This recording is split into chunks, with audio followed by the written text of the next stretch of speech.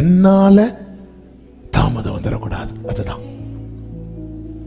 அதாவது அவர் அவருடைய வேலையில செய்வாருங்க, ஆனா என்ன நம்மளால டிலே ஆயிடக்கூடாது. அதனால அவன் என்ன செய்கிறான் தெரியுமா? தீவிரம் காண்பிக்கிறான். ஒரு விஷயத்தை புரிந்து கொள்ளுங்கள், ஒரு சத்தியத்தை அறிந்து கொள்ளுங்கள். நம்முடைய தாமதங்கள் நம்முடைய எண்ணங்களை மாத்திட்டே இருக்கும்.